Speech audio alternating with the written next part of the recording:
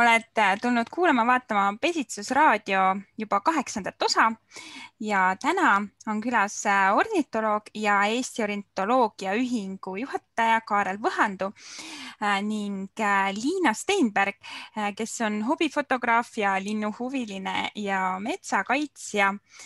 Tere tulemast! Tere! Kõigepealt küsiksingi teilt mõlemilt, et kuidas te olete jõudnud selleni, kus te praegu olete ja võib-olla siis laiemalt, et miks on vaja tegeleda näiteks just pesitsusrahu nõudmisega. Kaarel, äkki sina alustad? No, mina olen ornitoloogia ja lindudega tegelenud 10 aastat ja üsna hiljuti siis nii vastutusrikka positsiooni kui Eesti Ornitoloogia Ühingu juhataja. Eesti Ornitoloogia Ühing on siis sellel aastal saab meil 100 aastat. 100 aastat oleme tegelenud Eesti linnustiku uurimise ja kaitsmisega tutvustamisega. Ja mis on see, mis sind kõnetab selles nagu lindude teemas? No, linnud on selles mõttes hea objekt. Nad on indikaatorliigid, et nad näitavad üleüldiselt, kui hästi meie keskkonnal ja teistel organismirühmadel ka läheb. Ja nad on ka hästi jälgitavad, et me saame nende kohta lihtsamini infot koguda kui väga märkamatult tegutsevate putukate või muudetud organismirühmade kohta. Liina, kuidas sina selle teemaga seotud oled või kuidas sa selleni jõudsid, arvestades, et sa oled ju hariduselt tõlk? Ja, tõlk ja õpetaja, aga natukene ka giid. Et ma tegelikult jõudsin lindude vaatlemise ja pildistamiseni natukene varem kui aktiivse metsakaitseni. Ja suuresti minu vastus kattub ka Kaarli omaga, et erinevalt tõesti näiteks mõningatest putukatest või ka näiteks imetajatest, kes on väga peidulise eluviisiga, on linde ikkagi päris lihtne vaadelda, mitte küll kõiki, aga vähemalt osasid liike ja see on algajale hea koht, kust alustada. Ja samas, kuna Eestis ikkagi pesitseb üle 200 linnuliigi ja juhuslikult siia sattujaid on veelgi rohkem, et siis see tööpõld ei lõpe ja saab ennast edasi arendada. Tänane üks teema on loomulikult pesitsusrahu ja see, et Ornitoloogia Ühing on juba üle 20 aasta sellega tegelenud. Kaarel, ühest küljest, miks oli sellega vaja hakata tegelema ja teisest küljest, et kuidas me ikka siin oleme, kus me praegu oleme, kus seda raierahu üleüldiselt nagu Eestis välja kuulutatud ei ole? No ja esimest korda me esitasime selle raierahu ettepaneku 1999. aasta lõpus. Ornitoloogia Ühing koos teiste keskkonnakaitseorganisatsioonidega tegid raierahu ettepaneku Riigikogu keskkonnakomisjonile, keskkonnaministrile ja Metsaametile. Ja ajendiks oli see, et 1998. aasta lõpus, et üks aasta varem võeti vastu uus metsaseadus, mis siis enam ei keelustanud seda kevadsuulist raiet. Tekkis võimalus kevadsuvel raiuda, et ajalooliselt ütleme siin 20. sajandi esimeses pooles ei olnud nii võimsaid masinaid, millega oleks üldse võimalik pehmel pinnasel neid raieid teostada. Samuti oli siis lähtuvalt vana ja talupoja tarkusest kirjutamata reegel, et kevadsuulisel ajal raieid ei tehta. Juba siis oli teada, et see on tegelikult väga kahjulik nii linnustikule kui muule loomastikule ja metsale. Ja 20. sajandi teises pooles nõukogude ajal oli see minu teada lausa seaduses kirjas, et kevadsuulisel ajal ei raiuta. Pluss endiselt kehtis ka see nii-öelda kirjutamata reegel, mida arvestati metsameeste poolt. Aga jah, siis 98. aastal, kui see uus metsaseadus vastu võeti, Nüüd on meil võimsad harvesterid, mis lähevad iga pinnasega sinna metsa sisse, võtavad selle maha ja toovad välja. Pluss siis suured metsaomanikud ja juriidilised metsaomanikud, kellele need kirjutamata reeglid, mis kunagi kevadsuvisest raietest inimesi hoidsid, enam korda ei lähe. Teevad ka kevadel suvel raie. Nii et kohe, kui see muutus tuli, siis looduskaitseorganisatsioonid hakkasid selle nimel võitlema, et see ikkagi Kas on õige, et puit, mida kevad-suvise raie käigus saab, ei ole nii kvaliteetne või ei ole üldse kvaliteetne? No metsateadlane ma ei ole, aga nii ma olen aru saanud, jah.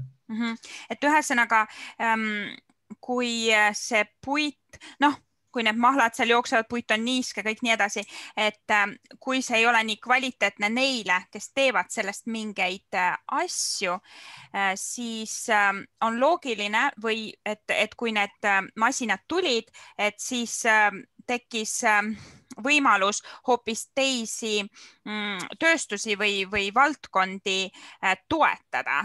Kas see on loogiline mõttekäik? No eks jah, praegu puitu ju ei kasutata enam ainult majade ja mööbli ja kestvusesemete tegemiseks, et nagu me teame, siis päris palju põletatakse ka lihtsalt ära energia saamiseks, et mul nüüd jah, ütleme metsateaduslikke teadmisi ei ole, aga ma eeldan, et seal väga vahet ei ole, kas see on raiutud kevadel või talvel. Aga tuleme siis tagasi selle pesitsusrahu nagu selle ajaloo juurde. Läks päris vähe aega, kui siiski mingisugused sammud või edusammud tulid?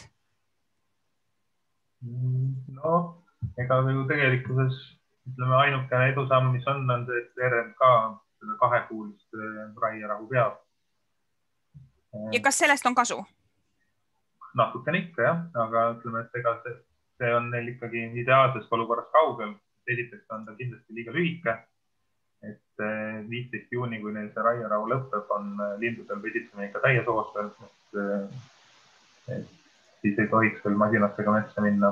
Ja teiseks neil minu teada on see raierahu ainult lageraiele, ehk siis hooldusraid ja muud raided on ikkagi lubatud. Ja neid nad ka teevad suvisel perioodil ja nende käigus samamoodi hukkuvad ja hävivad pesad. Ühe teadusuuringu andmetel siin isegi hooldusraie käigus hukkub 70% pesad. Aga kui palju neid linde hukkub siis või linnupoegi või kas hukkuvad ainult pesad, et need ema-sisas linnud lendavad ära või kuidas see on? Ema-sisas lind ikka lendavad ära, aga munad ja kui on lennuvõimetud pojad pesad, need saavad ikkagi hukka, jah. Ja siin Tartu Ülikool, Marko Mägi Tartu Ülikoolis tegi uuringu ja tema arvutust on minimaalselt kuskil 80 000 linnupoega aastas. Ja kas see number on kõikide metsade peale kokku või on eramets või on riigimets, kuidas see on? Minu arust on erametsa number. Okei, ja siis kui arvestada siis muud metsad juurde, siis see number on võib-olla suurem? Ma arvan, et minu hinnangul see on tegelikult suurem, jah. Et seal tuleb muud metsad veel juurde, pluss see, et see on nii-öelda see minimaalne arvutus. Et tal vist oli arvestatud, et hektari kohta on keskmiselt 3 linnupaari pesitsemas.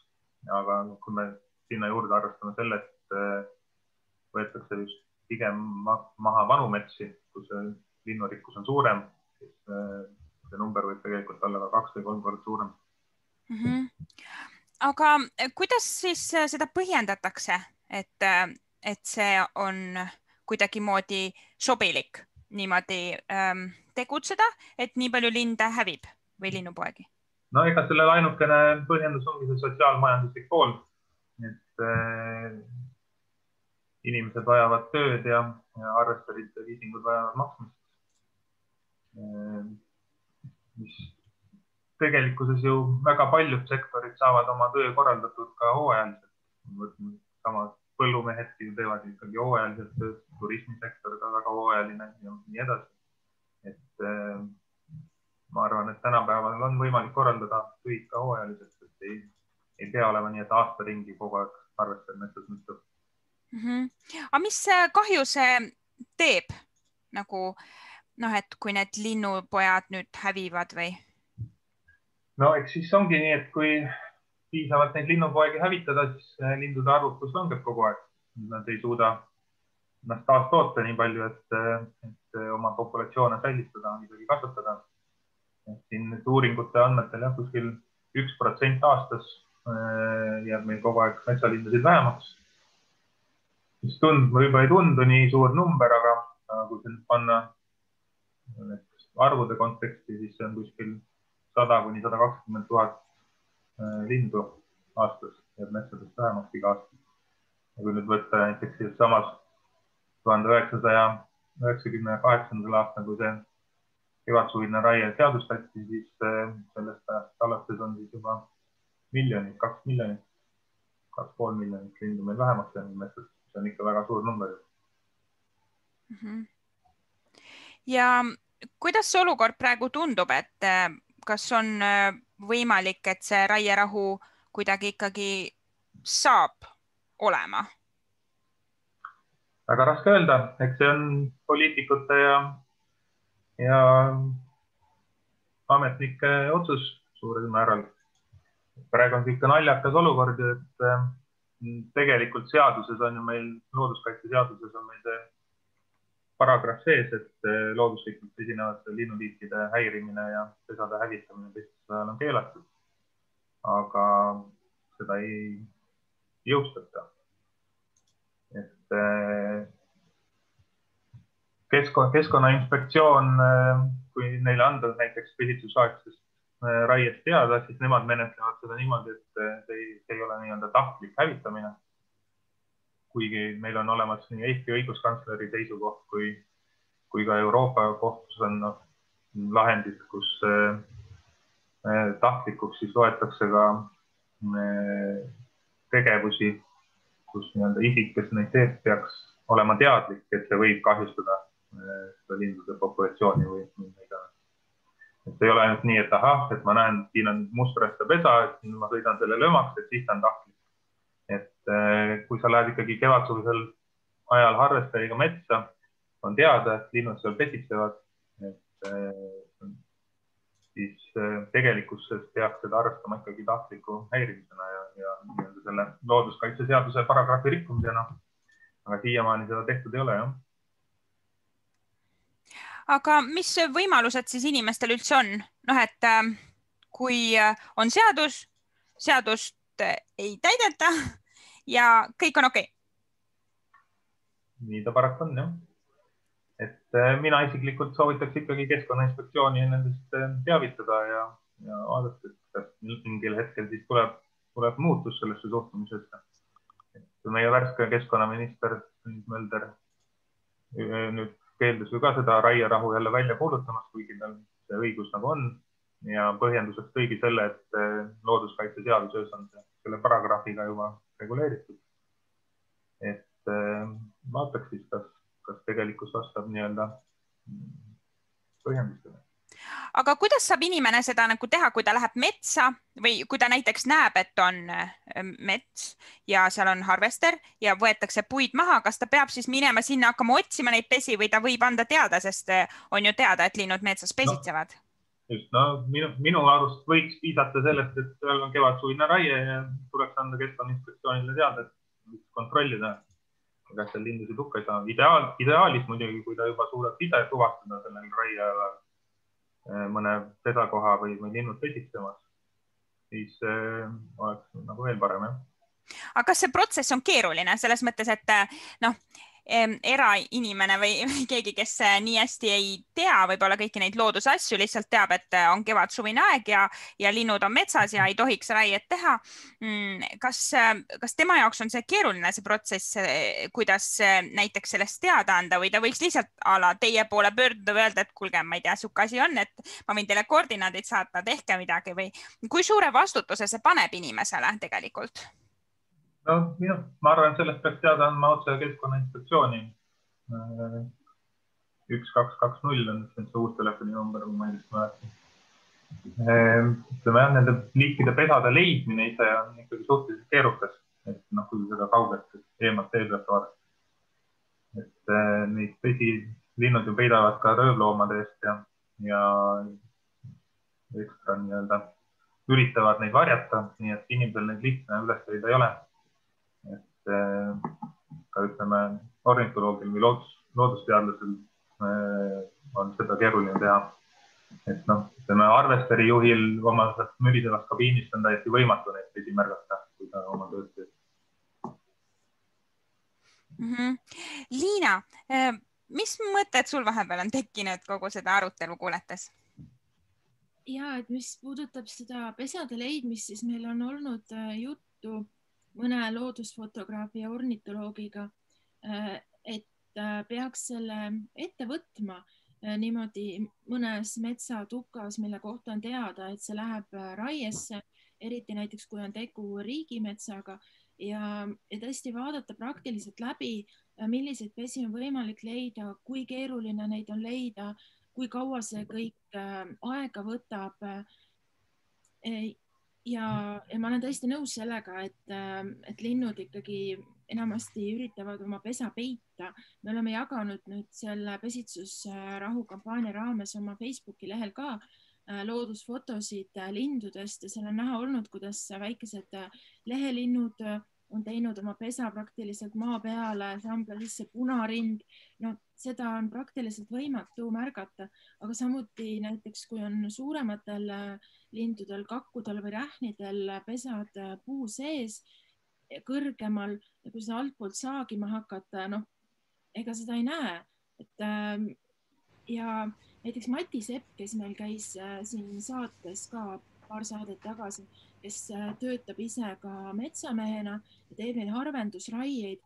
Aga tema tunnistas, et isegi niimoodi selle võsalõikuriga, selle mingi trimmeriga, ma oletan, mida ta kasutab metsas liikudes, on väga raske kõiki pesasid märgata.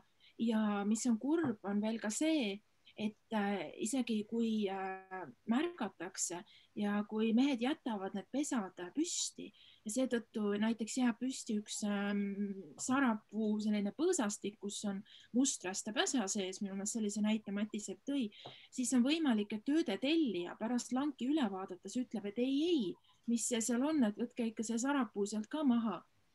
Nii et siin on tegelikult minu meelest selline hästi kurb olukord, kus need tööde tegijad, ükskõik, kas need on siis harvesteri mehed või need, kes teevad seal võsalõikuriga seda harvendusraiet, on pandud sellisesse olukorda, kus nad peavad tegema midagi, millega nende südametunnistus ilmselt tegelikult läheb vastuollu. Eks nad ei tahaks seda tegelikult teha, aga nad peavad oma pere ju ära toitma, nad on seda õppinud ja siin minu meelest ongi hästi oluline see, et need otsused seda kevadsuvist raiet mitte lubada võetakse tõesti vastu nüüd kiiremas korras kõrgemal pool, et ei kannataks ei linnud ega siis ka selliste praktiliste tööde tegijad, kellele juhtumisi nagu praegu peaks nagu langema kogu see süü ja kui näiteks minna metsa ja avastada, ütleme näiteks juunikuu keskel peale jaanipäeva kuskil selline raie, kus tõesti linnud kõik hoogsalt pesitsevad, kui sinna minna, siis kogu see meelepaha justkui siis linnusõprade poolt läheb selle harvesteri mehe kaela, aga temale on tulnud need käsud ju kuskilt mujalt ja tuleb pingutada selle nimel, et neid käske ei oleks võimalik anda. Sellepärast, et tema seal koha peal, tal on tõesti väga raske midagi teistmoodi teha või siis tõesti mine ja vali uus elukutse, mida küll osad on teinud ka, et siin ajakirjanduses on ju ilmunud ka lugusid inimestest, kes on töötanud metsanduses, aga kellele see, mis meil metsanduses praegu sünnib, on hakanud nii vastu, et nad ongi olnud sunnitud valima uue elukutse.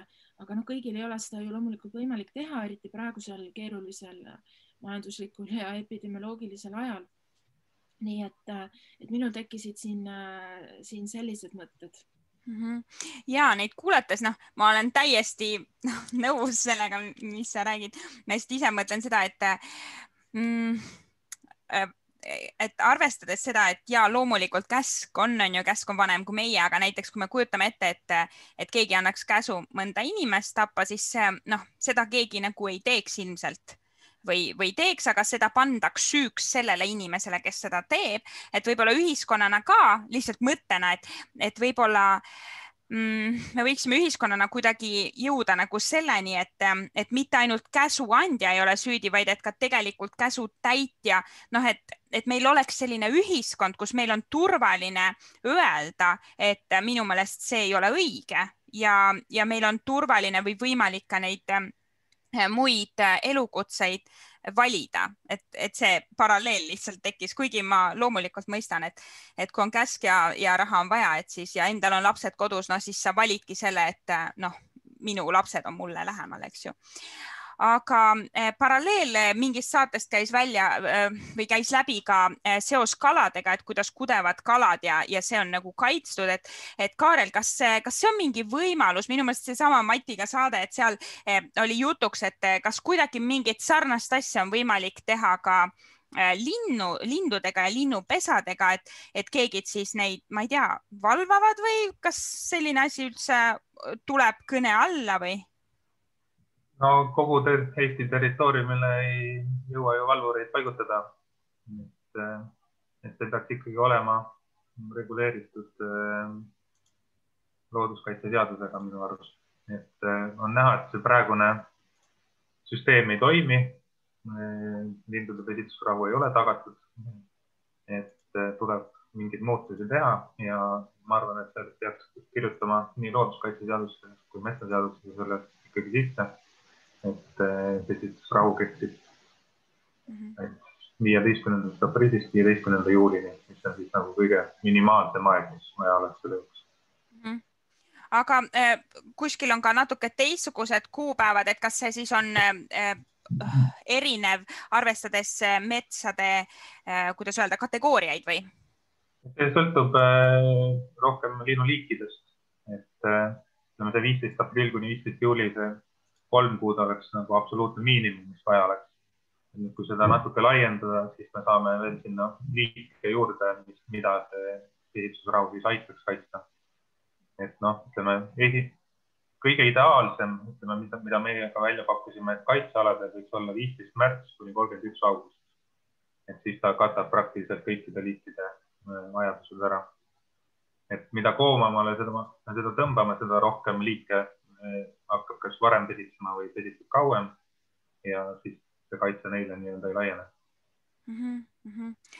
Aga nüüd natuke seda teemat, et ajakirjanduses ja niisama kommentaariumites tuuakse välja erinevaid selliseid, ma ei oska öelda, demagoogiad või selliseid nagu põhjendusi, kuidas ikkagi see kevadsuvine raie ei häiri linde. Liina, kas sa alustaksid veidi seda teemat, et tood välja mõned need ja kuidas see siis ei ole õige või on õige? No neid argumente on silma hakanud mitmesuguseid, et ühed argumendid on need, mis tahavad nagu väita, et see kevadsuvine raie neid linde eriti ikkagi ei häiri. Olen lugenud ka väidetava metsamehe suust selliseid väiteid, et isegi kui lage raie teha, siis enamik linde seal siiski ei hukku, et linnud pesitsevad lohus ja isegi kui selle lohu peale satub juhuslikult nende langetatud puude virn, et ka siis on linnupoegadel väidetavalt seal all veel kuidagimoodi võimalus ellu jääda. Ühesõnaga sellised väited nagu, mida ma arvan, et ei ole Kaarlil isegi mõtet hakata kommenteerima, mis on niivõrd absurdsed. Aga siis järgmine kategooria on väited, mida ma liigitaks pealkirjaga, et teised teevad ju ka. Ehk siis, et harvesterid kevadsuvisel ajal metsas ei ole ainsad lindude surmapõhjused. Ka kodukassid surmavad linde ja veel väga-väga palju. See kasside teema on nüüd ka mõne poliitiku suust viimasel ajal läbi käinud. Siis palju linde saab hukka autode tõttu või üldse mootorsõidukite tõttu autoteedel, rändeteed loomulikult, et seal hukkuvad linnud nii looduslikel põhjustel kui ka seetõttu, et näiteks Lähis-Idas, Põhja-Aafrikas, Lõuna-Euroopas teatavasti lastakse neid alla selliste küttide poolt, et ühesõnaga leitakse igasuguseid muid põhjuseid ja siin jällegi minu mõistus saab otsa, et kui on teada, et linnud hukkuvad niikuinii ka muudel põhjustel, et kindlasti autod, kassid ja rändetee on ka lindude hukkumise põhjuseks, siis seda enam me tegelikult peaksime ju neid linde kaitsma, kuna nad on niigi väga suures ohus. Ja samuti on uurimused näidanud, et kõige rohkem on ohustatud Eestis metsalindudes siiski need, kes ei ole rändlinnud, kes on paigalinnud. Ehk siis, et siis ei tule mängu ohtlikud rändeteed. Nii et jah, selliseid argumente on olnud. Ehk siis, et teised teevad ka, mis justkui peaks nagu andma siis nagu võimalusega harvesteril tegutseda ja on ilmunud igasuguseid ajalehe pealkirju, et me kõik peame ikkagi kaitsma linde, me kõik vastutame lindude eest ja siis loomulikult isegi siis, kui rääkida ainult metsalindudest, siis tuuakse kohe mängu ka ikkagi põllumajandusteema ja loomulikult põllumajandusmürgid servaaladel mõjutavad ka metsalinde ja siin ei saa tihti tõmmata sellist ranget piiri, et kes on nüüd metsalind, kes on põllulind, et loomulikult seal toimub toitumist siin ja seal, aga ikkagi see on minu arvates üks näide sellest, kuidas üritatakse süükoormat enda pealt ära veeretada, et ikkagi põllumajandus ka, kassid ka, autod ka. Kaarel, kuidas sina seda kommenteerid? Ja, olen täiesti nõus, et see näpuga näitamine on niisugune lasteaia tasemel. Tikutad kedagi patsisse ja siis näitan, aga Peeter tegi enne või Peeter tegi ka, et ma võin ka teha. Et see ju tegelikult ei lahenda mitte midagi või ei õigusta mitte midagi. Et meil ongi ju praegu tegelikult maailmas käsil elurikkuse kriis, liike sureb välja massiliselt, mitte ainult lindusid, vaid kõiki liike. See ongi väga kompleksne probleem, mis koosneb mitmest tahust. Et kui me nüüd, ja üks tahk on see pesitsusaegne raie, mis siis hävitab suurel hulgal ikkagi pesitsevad lindude poegasid ja mune. Et me ei saa nüüd lihtsalt ignoreerida seda ühte tahku. Et jah, et probleem on keerulisem, aga kui me ei hakka seda niimoodi üksikute lahenduste kaupa lahendama, siis me ei jõua mitte kuskile. See nagu ei ole põhjendus, et näiteks kassid hävitavad ka lindusid, et siis me võime ka harvesteriga üle tõsta. Tuleb tegeleda mõlema asjaga, nii kasside probleemi kui selle pesitsusaegse raiega. Kasside probleem võib-olla puudutame hästi põgusalt, et mis siis tegema peaks, et kui kellelgi on kass või? Kassid peaks toas hoidma või nendega jalutamas käia, nii nagu koeraomanikud käivad koerrihmas. Et ta on ikkagi koduloom ja kui neid lasta vabalt ringi joosta, siis nad murravad väga palju nii lindusid kui ka muid loomi. Ja kisklussurve, mis kasside poolt nagu tuleb, see on palju suurem kui looduslikult oleks, sest nende arvukus hoitakse nii-öelda kunstlikult üleval inimeste poolt. Et kui kass loodusest toitu omale ei leia, kui looduslik valik kehtiks, siis ta sureks ära, aga praegu ta tuleb lihtsalt koju, saab konservi ja siis läheb loodusest tagasi. Et nende arvukus on tunduvalt suurem kui kõik, millisel looduslikul kiskel oleks. Ja seega nad avaldavad palju suuremat kisklussurvet lindudele ja teistele liikidele kui looduslikult. Ja selles suhtes peaks nagu aru saama, et kui omale kodulooma võtad, et siis ta peab tema eest vastutama, et tegelikult ei tohiks käia nii, et jooksevad lihtsalt vabalt ringi igal pool. Ja seda on ka võimalik seadusega ju reguleerida. Ma ei tea, kas mul on õigesti meeles, aga mulle tundub, et Soomes vist näiteks ei ole lubatud niiviisi kassidel vabalt ringi liikuda või? Põhimõtteliselt nii oleks, jah. Aga ma arvan, selle võitluse oleme vist alguses olnud. Ja, okei. Aga tuleme siis tagasi siia oma teemasse, et mida siis, mis võimalused meil on tegutseda, et üks asi on see seaduse kuulutamine, välja kuulutamine, aga seni kuni seda ei ole. Mis me teha võiksime ja samamoodi ka erainimene või üksikinimene, et kas ta siis ei tohiks üldse kevadsuvisel ajal metsa minna või? Metsas käia ikka võib. kui sa seal lihtsalt vaikselt ringi liigud, siis see linde häirib tunduvalt vähem kui see, kui seal suure mürareostusega harvester kõik elupaigad hävitab. Et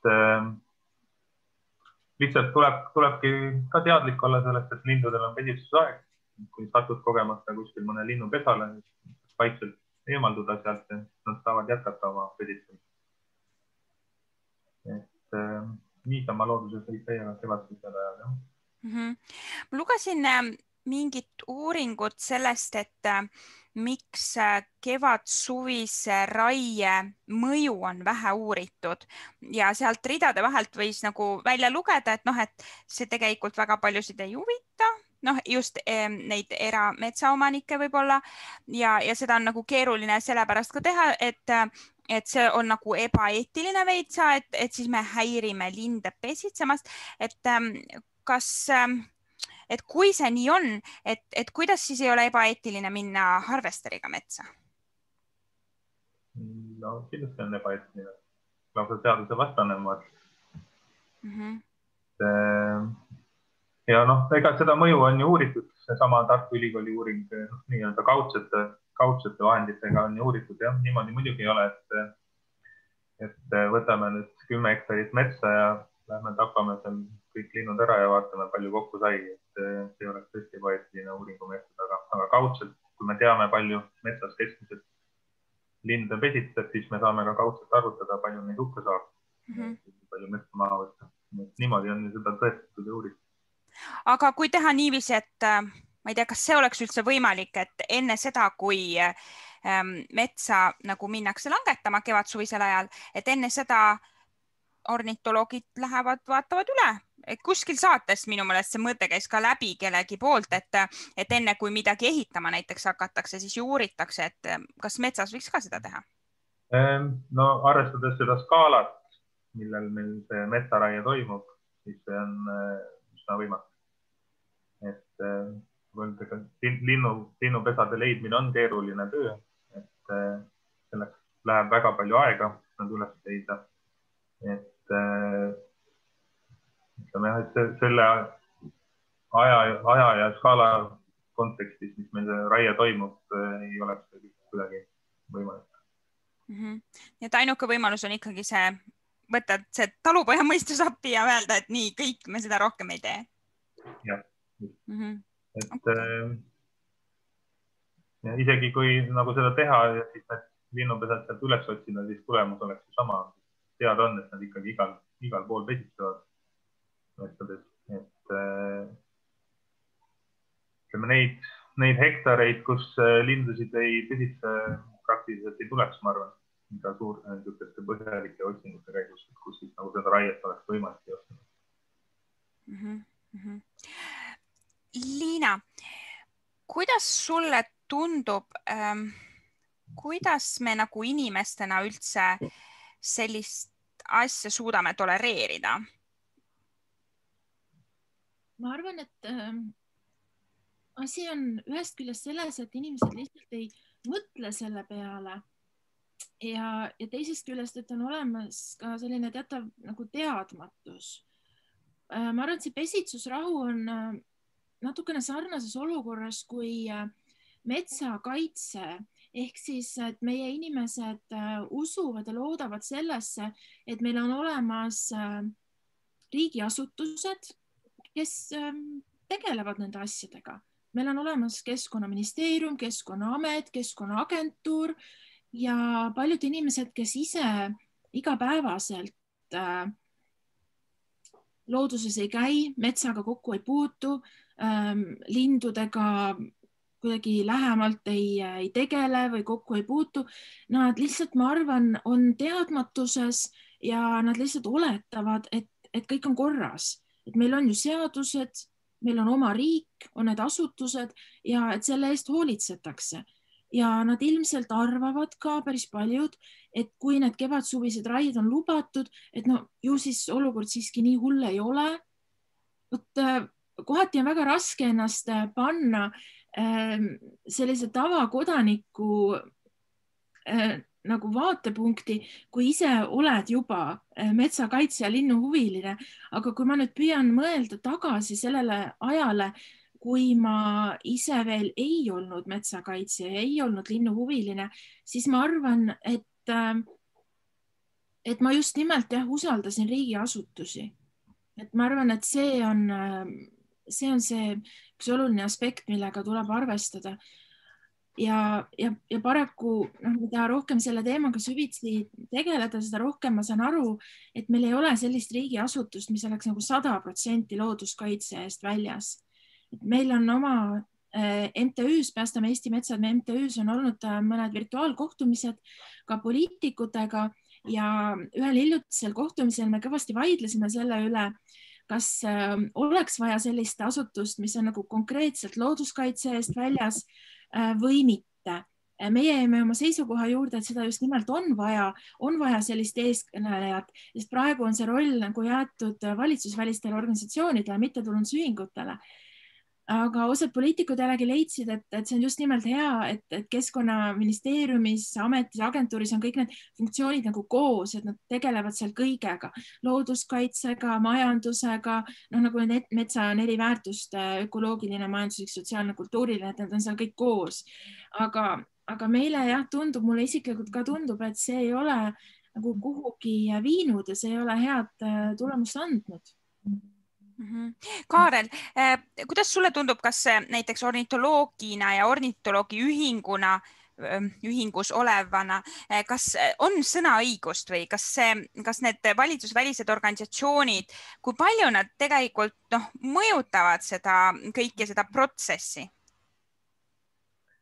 Sõnaõigus näiliselt on vähemalt olemas, palju sellest arvesse võetakse, on iseasi.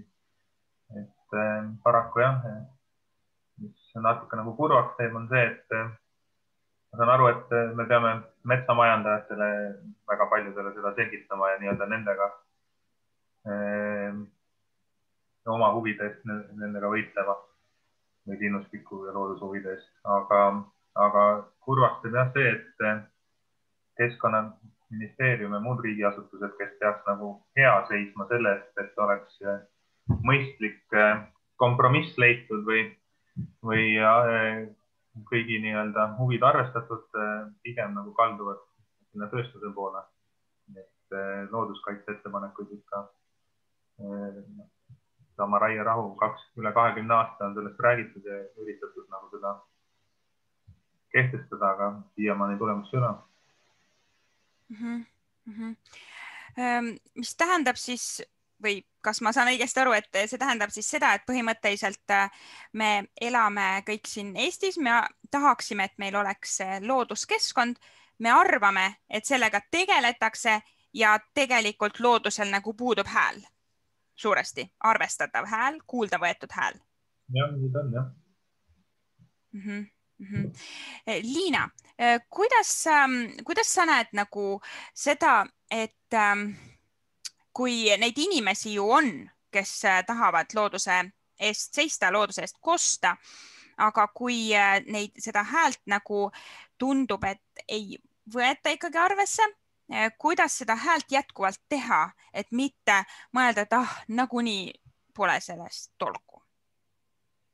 No minu meelest on siin viimastel aastatel ikkagi huvi nende teemade vastu aina enam kasvanud. Ma mõtlen siis looduskaitse teemasid laiemalt ja mitte ainult selle tõttu, mis meil Eestis toimub või ei toimu, vaid see on ikkagi ülemaailmne teema. Inimesed on sellega järjest rohkem kursis, hoolivad järjest enam ja mina arvan küll, et praegu on just see õige ajaauk tegutseda ja inimeste teadlikkust tõsta, mida me üritame näiteks teha ka selle pesitsusrahu kampaania raames, tehes postitusi lindudest pealkirjaga Nädala pesitseja, et inimesed saaksid rohkem teadlikumaks, sellepärast et mida rohkem inimesed teavad ja mida rohkem nad on kursis, seda rohkem nad soovivad ka kaitsta ja seda rohkem nad on nõus ka, ma arvan, enda nagu heaolu arvelt mingi tagasisammu tegema, sest eelnevalt ei mainimata, et üks argument, mida alati tuuakse pesitsusrahu vastu või üldse selle vastu, et raiemahtu vähendada, et metsi rohkem kaitsta, on ka see, et tabureti peal tahad istuda, ja no need muud argumendid, mida ma ei hakka siin mainima. Et kui inimesed teavad, et milleks see kõik on vajalik, näiteks milleks on vaja oma tarbimist piirata, säästa, ja siis nad on ka pigem valmis seda tegema. Ja kahtlemata minu arust paljudest aruteludest ongi just see tarbimise piiramise, see säästmise aspekt puudu, et miks seda kõike on vaja, et ei saa lihtsalt tõesti öelda, et piirame, keelame seda ja teist, aga jätkame kogu seda tarbimist nagu samas mahus.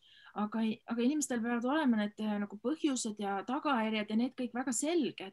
Ja siis nad on, ma arvan, rohkem valmis ka neid otsuseid tegema, mis lõpuks viivadki selleni, et nõudlus kui teatud kestvustoodete järgi võibki väheneda ja meil ongi võimalus tagasi tõmmata selle suure raiemahuga ja alustada võiks ju kevadsuvist raiet ära keelamisest. Aitäh. Kaarel, kas sa oleksid ka valmis mingi lõppsõna või mingid mõtted esitama, mis sulle tundub, et jäid praegu puudutamata saates? Puudutamata, aga ütleme jah, ma arvan, et üks lahendustest võiks olla see teadlikkuse tõstmine. Et meil on siiski demokraatlik ühiskond, et mida rohkem inimesi looduse käekäigu vastu huvi tunneb ja seda nii-öelda kuuldavaks teeb, seda parem tõenäosus on ka, et mingid muutused lõpuks tulevad. Ja ütleme jah, et enamus neid ainukene reaalne argument selle kevadsuvise raie jätkamiseks on see rahaline argument, et kõik muu, mida siin üritatakse näidata, on ikkagi suhteliselt demagoogiline, sama tabureti argument, et keegi ei ole väitnud, et üldse metsa võiks maha võtta ja kõik puidust tooted tuleks asendada. Küsimus on selles, et mis mahus seda teha ja mis aastaja seda teha ja milleks seda puitu kasutada. Et kas suvel ahju ajamiseks on mõtet metsasid maha võtta, selles on küsimus, mitte selles, kas me taburetiga saame istuda. Liina, sinu poolt ka mingi väike kommentaar äkki lõppu? Ja, mina tahaksin lõpetuseks öelda, et mina olen siiski lootusrikas ja meie MTÜ-sse Pesitsusrahu kampaania kestab veel poole juulini. Jõuame veel palju teha ja palju teadlikkust tõsta ja ise selle käigus oluliselt targemaks saada. Ja Eesti inimene ju tegelikult usub sisimas, et ta on loodushoidlik, mis tähendab seda, et ta tegelikult tahab olla loodushoidlik ja ma arvan, et inimestele tuleb anda see võimalus ja suuremad teadmised, kuidas siis olla loodushoidlik, sealhulgas kuidas aidata kaasa meie lindude, mitte ainult metsalindude, vaid kõikide lindude heaolule. Aitäh! Aitäh saatesse tulemast, aitäh kõigile kuulamast ja kohtumiseni juba järgmisel korral. Aitäh!